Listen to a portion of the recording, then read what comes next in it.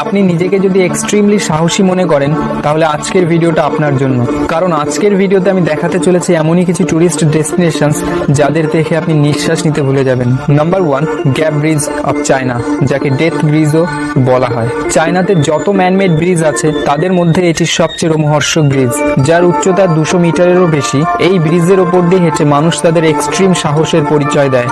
যদিও এই ব্রিজে হাঁটতে থাকা মানুষদের সেফটি বেল্ট দিয়ে বাঁধা হয়ে থাকে, কিন্তু আপনি যদি হার্ট পেশেন্ট হন বা কম সাহসী বা উচ্চতাকে ভয় পান, ইটস বেটার যে আপনি একটি লাইফ ইন্স্যুরেন্স করিয়েই যান, কারণ এই ব্রিজ থেকে নিচে পড়া খুবই নর্মাল ব্যাপার, যার ফলে মারা নাও যেতে পারেন, তবে চোট অবশ্যই লাগতে পারে।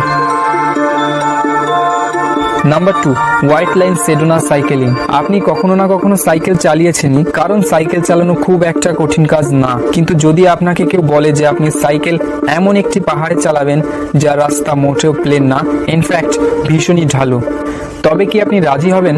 কমেন্টে জানান।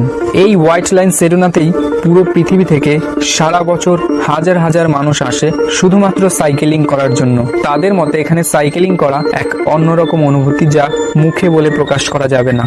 কিন্তু এখানে জাস্ট একটি ভুল, আপনার পুরো জীবনটা নষ্ট হয়ে যেতে পারে। Number 3, stairway to heaven. হাওয়াইয়ে অবস্থিত এই সিঁড়ি পুরো দুনিয়ার অ্যাডভেঞ্চারাস ট্যুরিস্টদের জন্য এক অন্যতম ট্যুরিস্ট ডেস্টিনেশন।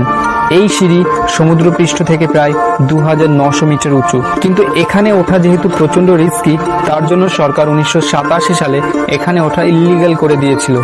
বেআইনি হওয়া সত্ত্বেও পৃথিবীর কোনা কোনা থেকে প্রচুর পরিমাণে ট্যুরিস্ট এই স্টেয়ারওয়ে টু হেভেনের স্বাদ নিতে আসে।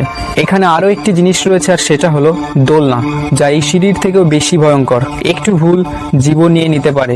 বেশিরভাগ মানুষের এই ঝোলা তো দূরে থাক, একে দেখেই অবস্থা খারাপ হয়ে যাবে, কিন্তু এখানে আসা বেশিরভাগ লোক এই ঝোলায় ঝুলতে পছন্দ করে। 2017 সালে এই সিঁড়ি থেকে পড়ে 29 বছরের এক যুবকের মৃত্যু হয়েছিল। নাম্বার 4, ট্রোলটুঙ্গা। নরওয়ের এই ট্যুরিস্ট অ্যাট্রাকশন দুনিয়ার সবচেয়ে ফেমাস ট্যুরিস্ট অ্যাট্রাকশনস এর মধ্যে একটি।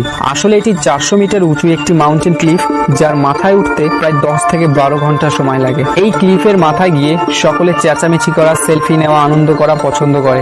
এখান থেকে দেখতে পাওয়া ভিউ ভীষণই সুন্দর, তবে এর কিনারায় কোনো সেফটি রিং নেই, কারণ গভর্নমেন্ট চায়নি যে ন্যাচারাল বিউটিটা নষ্ট হোক। জাস্ট থিঙ্ক অ্যাবাউট ইট, যে এমন একটি জায়গায় বসে কেমন লাগবে যা যে কোনো সময় ভেঙে যেতে পারে।